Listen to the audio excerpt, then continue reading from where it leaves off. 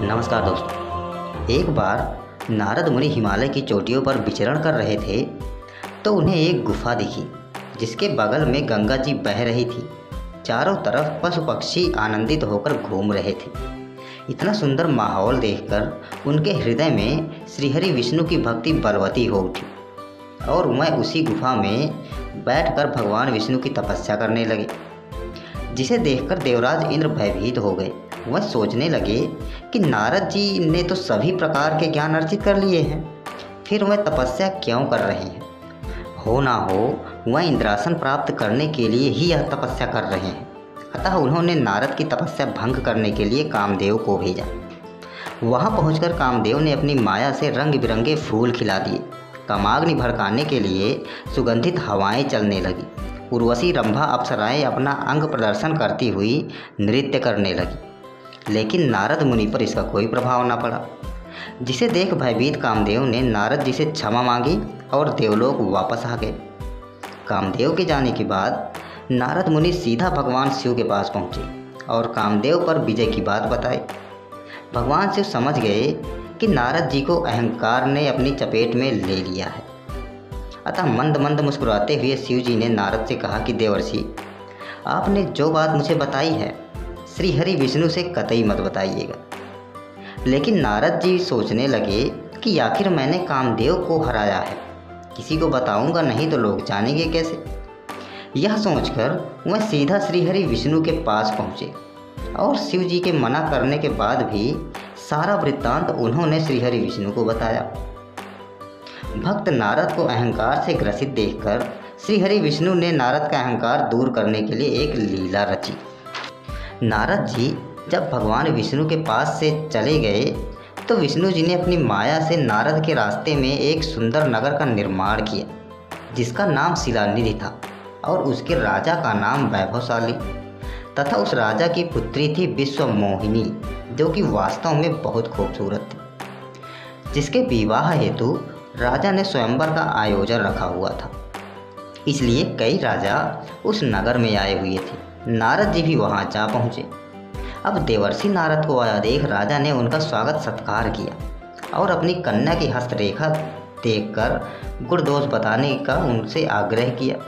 लेकिन नारद जी ने जब उस कन्या को देखा तो वह उस कन्या पर इस कदर मोहित हुए कि वह अपना वैराग्य भूल गए और उस कन्या की हस्तरेखा बता रही थी कि जो भी पुरुष उसके साथ विवाह करेगा उसे संसार में कोई नहीं हरा सकेगा और वह अमर हो जाएगा। अब नारद जी ने राजा को यह बात ना बताकर कुछ और ही बताया और वहाँ से चलते बने। रास्ते में नारद जी ने सोचा कि यह कन्या मेरे लिए बिल्कुल उपयुक्त है, कुछ ऐसा उपाय करना चाहिए कि यह कन्या मुझसे ही विवाह करे।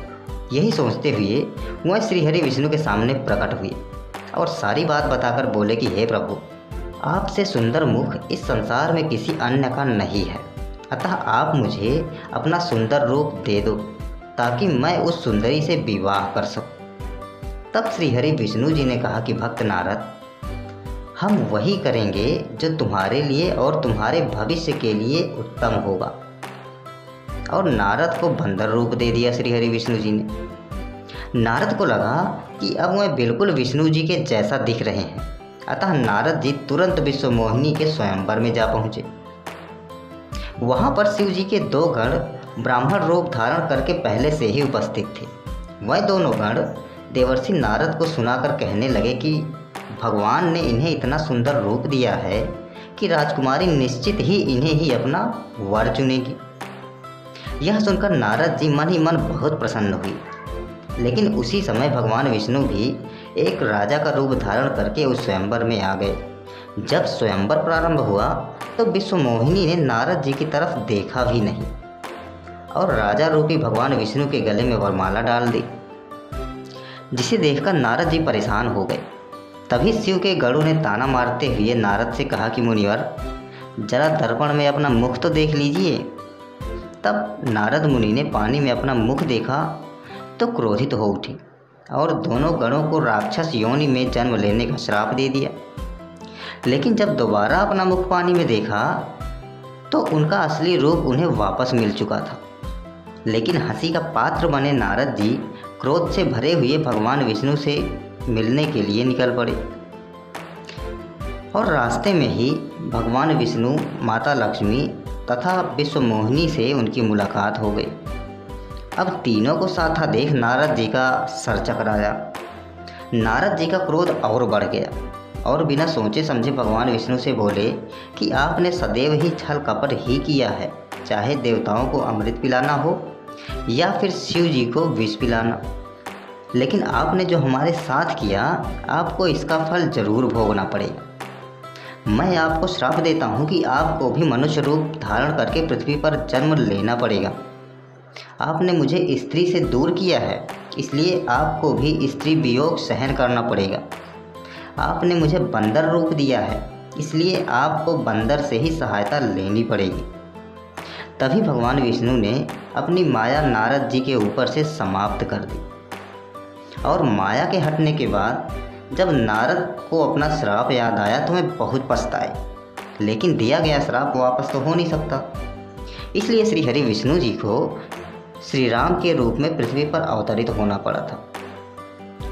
इधर नारद के ऊपर से माया का प्रभाव समाप्त हुआ देख दोनों शिवगण नारद के पास पहुँचे और श्राप से मुक्ति का उपाय पूछा। तब नारद जी बोले कि तुम दोनों रावण और कुंभकर्ण के रूप में पृथ्वी पर जन्म लोगे और श्री हरि विष्णु के अवतार प्रभु श्री राम के हाथों से तुम्हें मुक्ति मिलेगी। तो दोस्तों, आपको ये कथा कैसी लगी हमें कमेंट में ज़रूर बताइएगा। इसी के साथ